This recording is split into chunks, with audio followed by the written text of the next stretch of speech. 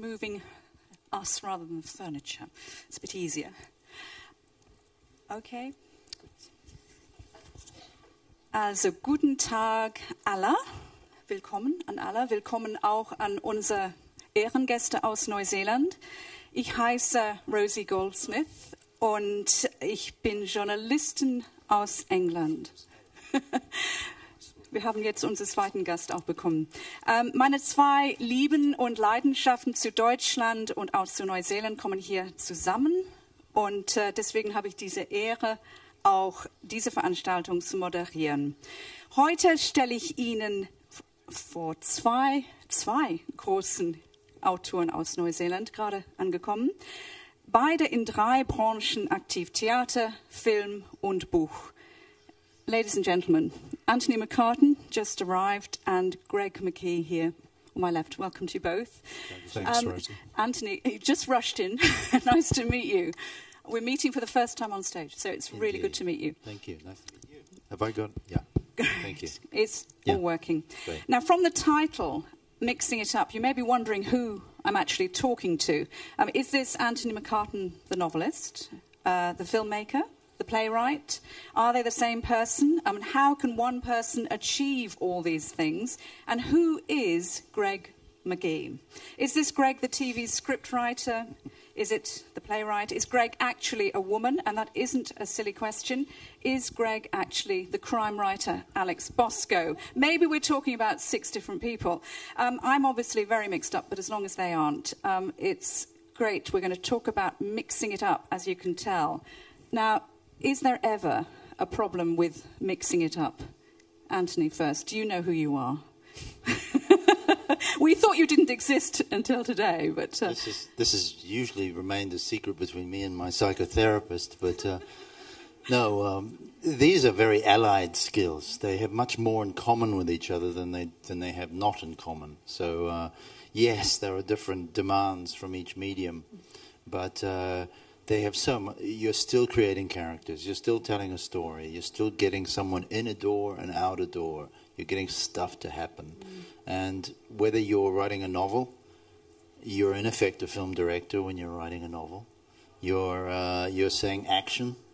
You're determining what that action is, and then what happens next. And when you're doing a film, you're painting a picture, like a novelist does. Do you have a distinctive style, do you think, across all the different genres? Is it definitely you, or are you different with each? In the music world, they call it a mashup, where you're taking different styles and putting them in.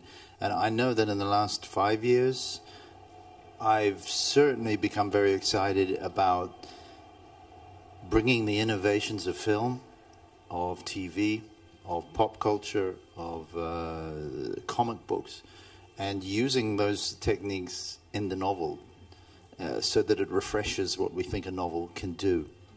And I'm in Superhero, for example. I had just directed a film when I wrote that novel. And I got to a scene, and I'd written a scene, and I thought I haven't achieved what I wanted to achieve. And it was very much a film director's response. And so I said, cut, take 2. And I ended up writing the scene again, but changing the lens and going more close up. And then I did it a 3rd time, even with as if a closer lens. And when you read the novel, it has the scene repeated 3 times with a bigger lens. And these kind of things are exciting me right now. Greg, how about you? Does mixing it up come easily to you? I think it does, really. I may not know who I am, but when I get an idea, I instinctively know what it is. I know whether it's a television series or a play or a novel. I don't know why that is, but where I get into trouble is when I try to then change that animal into another animal. And I've tried to do that several times, adapt my own work, and generally speaking have failed, even though I know probably an enormous amount about the individual forms.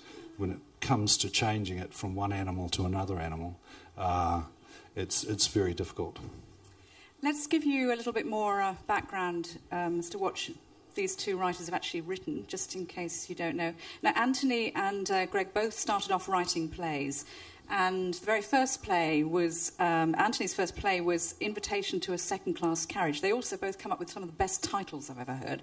That was 1984. In 1987 was the big hit, the one that made your name, which was Ladies' Night, and it was a very sexy, bawdy play about working-class male strippers in New Zealand. It is, I think, still the most commercially successful play in New Zealand theatre history.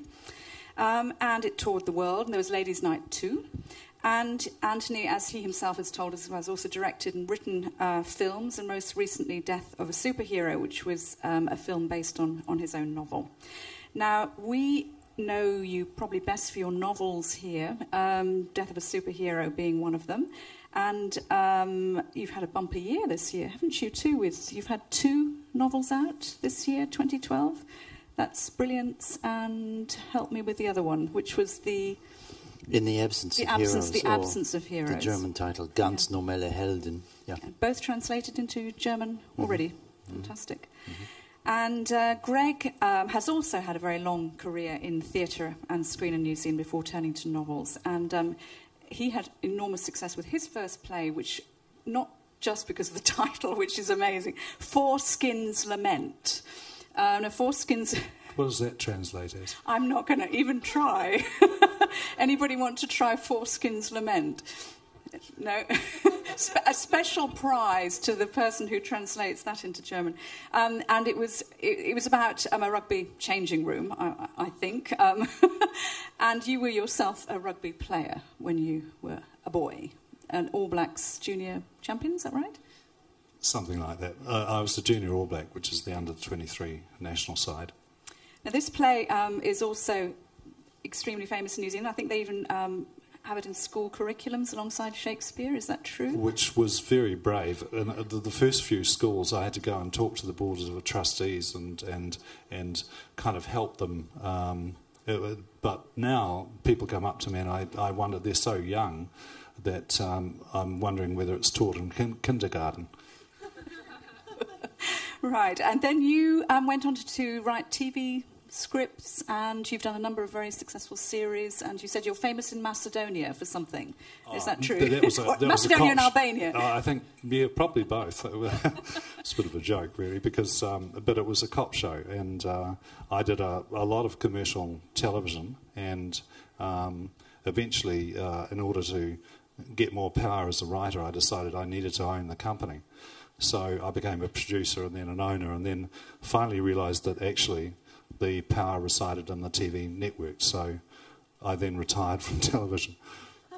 Now, before we get back to the topic of this particular event, we must clear up the female side of you, Alix Bosco, because in fact that did occupy lots of newsprint, lots of years of guessing in New Zealand. Who is Alix Bosco? I confess it's me, but that came about because of some of the stuff you've been talking about. I wrote a play about rugby. I was a junior All Black, and in New Zealand there's not 6 degrees of separation, there's about 2. Everyone thinks they know everyone, and if they don't, they know about them. So there's a sense in which, as a writer, I felt typecast. I felt that I was the bloke who wrote about New Zealand blokes, you know. And when Anna's story, this cut and run is told exclusively from the point of view of a 40-something, or on the cusp of 40 woman, called Anna Makunis. And when Anna began telling me her story, it was just a revelation. And, you know, some writers talk about stories being found rather than made. Well, this is a story that was kind of there, and all I had to do was write it down. And about halfway through, I realised that if I put my name on the cover in New Zealand, Anna would have no chance. And so I gradually began to get used to the idea that I had to have a pseudonym. And of course, you know, that doesn't suit the publisher because there's no one to promote the novel around. But it was interesting. I actually did an experiment. When I sent the manuscript to the publisher, 2 of the readers knew that it was written by me, and the other 3, I insisted, had no idea who wrote it. Well, the 2 who knew it was me, a man and a woman, both had huge problems with the credibility of Anna, the central character.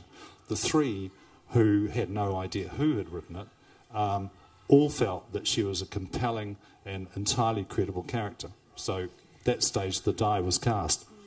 Have you ever written as a woman?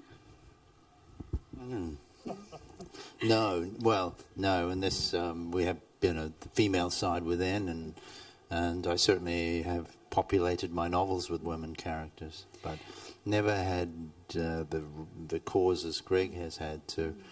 It's an interesting dilemma, thing. Isn't it? I mean, but I just think you've both been translated quite a lot in German. You've got a huge German fan base. Which do you think travels best? Do the plays travel into German, or not just into German, but into other languages? The plays, the films, the novels? Probably the novels, I would think. It's a curious thing, and I have had many conversations about this. I was surprised to see the low status afforded comedy in Germany. It's hugely... What are you saying? Germans have a very funny, fantastic sense of humour. But if you're an artist and you produce humour, then you're second grade. And the best writers, I am told, and this is not my opinion, I am told, therefore are very afraid of establishing themselves as a humorous writer. Of course, that then allows for foreign writers to come in and fill this need. And I was told that this is where they even have a name for it, English comedy. And this is where foreigners are translated into German and are given great status here in Germany. But that status would not be given to a German writer. So I can probably say that my entire success in Germany is determined by the fact that German writers are not allowing themselves in great numbers to have humor in their work. You travel a lot, and you actually live in England, I think, at the moment. London, is that right? Yeah. You live in London. And in fact, your publisher in the UK, Alma Books, and they're colleagues of mine, Alessandro, and so yeah. I hope that Alessandro and Elisabetta are here. But anyway, great publisher. Do you find that, because you write more about New Zealand, you're based in New Zealand, I mean, are you finding that you're more of an international writer, if there is such a thing, or you're writing less about New Zealand, less focused on one country? Not by design. London just inspires me in a way that right now New Zealand doesn't in terms of stories. I think of London as like a large hadron collider, where there's certain phenomena are observable, but you can only create that phenomena with enormous energy and pressure, And London seems to create these human phenomena that, right now at least, are the things that inspire me. There is also a problem if you want to be a prose writer in New Zealand. One of New Zealand's great virtue is also its huge flaw. There are no people there. I mean, the fact that 60 writers here, there's hardly anyone left at home. But if you want to write for the domestic market, it's very tiny, even though New Zealanders are amongst the world's most avid readers. But you take someone like Maurice G, who is one of our most revered and successful writers.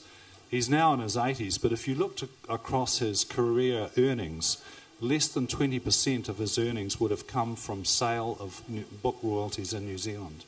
So it's almost, if you're a prose fiction writer in New Zealand, you have to do something else. Either you relocate yourself, or you are born lucky with rich parents, or you marry well, or you teach creative writing. And almost all the writers that you've seen here are also either teachers of creative writing or academics.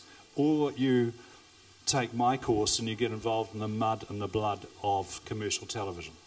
But it's very difficult to to live off your royalties from the New Zealand market. But you're both incredibly productive, though, incredibly prolific. I mean, is this an urgent need, or is this just something you love to do, and across all these different genres? Can I just say that I think writer's block is only for writers who haven't got a big enough mortgage. Be that. But I mean, you are very prolific as well. I mean, this is just something you enjoy. You enjoy working in all these different genres. It's not an issue for you. Just being productive is just who you are. Attention deficit disorder, I think I have a mild case of that, and it's just constantly... but, you know, it doesn't take long. If you do 2 pages a day, you find in 6 months... I met the son of George Simenon last night, and I said, tell me, John, tell me about Simenon. How many novels did he actually write? And Simenon wrote 192 novels. 192. He wrote each novel in 10 days. He would load up his pipe, and almost by the time he'd finished his pipe, he'd written another novel. There is this thing where I go to talk to aspiring writers, and I basically say that if you just want to be a writer, it's going to be tough. You need to write. You need to write for your own well-being, you know, whether or not you're being published or anything else. If you need to write, you'll probably end up, you know, writing something worth a damn. You've both just written. This is the Cut and Run, which you've got up there, which is in German, and you've just published a couple of books in German. I just want to quickly talk about the books you've both written about the global financial market, because coincidentally, you have just both written a book each. Yours is Love and Money, not Love of Money, Love and Money, and yours is Brilliance. And they both look at this issue of, if you like, the impact of money on values and ideals. Tell me a little bit. Brilliance is actually a rewriting of a previous novel, is that right? It is, yeah. Yes, and it's done extremely well. Tell us a little bit, because J.P. Morgan and Thomas Edison, they are 2 main historical characters. Yeah, and you're absolutely right. It's about the corrosive effect of big money on ideals. Why did you want to write? I mean, it's obviously a big topic now. Why did you? Greg and I are a couple of old lefties, and I know when I was in a university, I had an anthropology course, and it looked at 3 million years of human history. And the last chapter of the anthropology book was enormously powerful to me. It was one of those road to Damascus moments. And it said, it was called Toward the Future, and it looked at the human future. And it lay a lot of blame and worry and concern at the door of this animal we've created called the corporation. And it said it's a monster, and we've created it in such a way it's almost impossible to kill it. And so I had a need to write about that in some way. And I found in the story of the friendship of Thomas Edison, who had a vision for lighting the world, and J.P. Morgan, who had a financial vision to have a world dominated by bankers, by professionals, who took all the power away from democracies and politicians who he hated, and gave them to real professionals, super bankers, who had the real concerns of the public at heart and would look after us all. And we can see now, 150 years later, that this was an extremely naive vision. Incredibly important to look back at those periods of history. You look back a little bit closer in history. 1987 was your big year for Love and Money. 1987 was, you know, the last big crash before 2008, which was global and was particularly vicious in New Zealand. And it was the culmination of, again, a loosening of the regulatory environment where in the early 80s, by largely market-led governments who instituted sort of Friedman-type economic values. And Love and Money is really about the death throes of 60s altruism.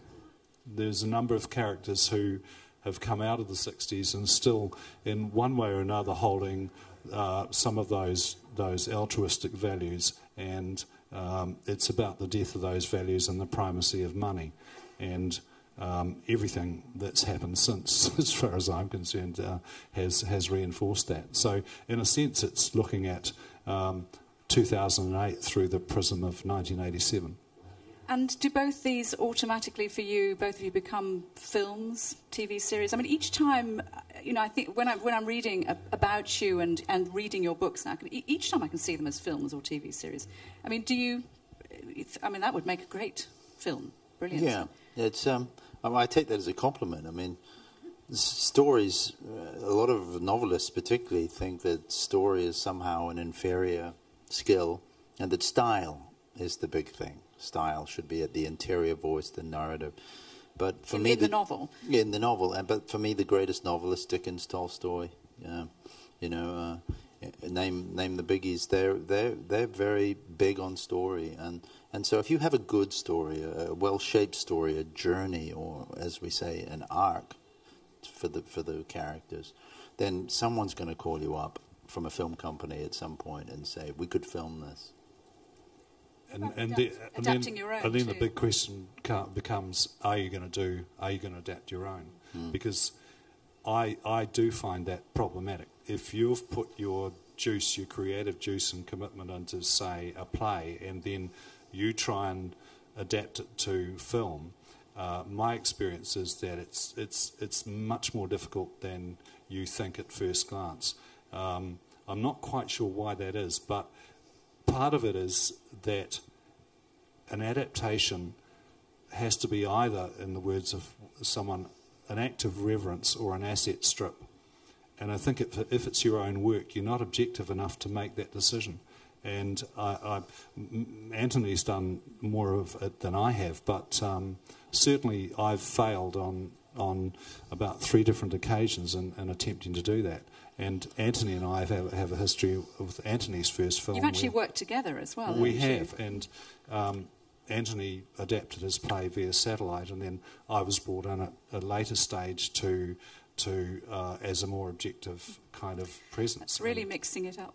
Yeah. We've got a couple of minutes for questions. Excuse me. And if anybody has a question, do put up your hand. We have a microphone. And if not, we'll just keep on, because there's lots still to ask. Well, I have an opinion on that. I think the only way you can adapt your own work is really by working from the ruins of your original work. I think you have to destroy your original work. Going back to the original idea. You have to dismantle it and put it in pieces, and then only then can you build something new out of it. If you try to protect it and preserve its form, then you're probably not the right person to do it. You have to really smash it to pieces, and only out of the ruins can something really new be made, and it has to be new. I would agree with that. Yeah. You have to be able to completely reimagine it, and which is very difficult if you've expended so much commitment and creative juice in putting that original work together. Neither of you has talked about plays. Are you still writing plays? Not for a long time, no.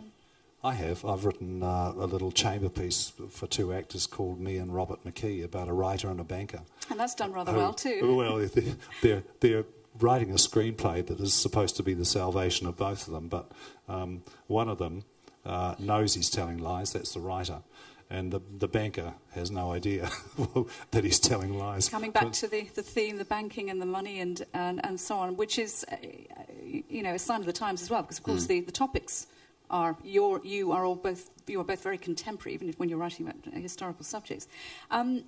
What's next then? All mixing it up for the next 10 years as well? Oh, I hope so, yeah. Is there any pressure on you to mix up? Do people say immediately, okay, that's going to be a film? No, quite the opposite. Quite the opposite. The pressure is, if you write a novel that's successful, say, in the key of C, then there is a demand for another one in the key of C. What I tend to do is come up with an F-sharp minor for the next work, and then an A-flat. And there's an inconsistency, and each book is so different, or each new film is so different. Tell he's a poet as well. One work becomes an antidote to the last one. Yeah. And you can tell they're New Zealanders. They're both so self-deprecating. Were we? I thought we were quite arrogant up here. I'm disappointed. You did your self-deprecating New Zealand bit as well, which unfortunately, we do have to end it there. It's a very short session with two really fantastic, great writers, and do read their books and maybe one day watch the films. Death of a Superhero, is that in German? It is, yeah. I mean it's the in film, the sorry. theatres now, yeah. Yeah, the films. German theatres now, yeah. Fantastic. Okay. Well, thank you so much to Anthony McCarten and Greg McGee. It's really great to meet you both. And thank you to all of you. Vielen Dank, dass Sie alle hier waren. Danke. Tschüss.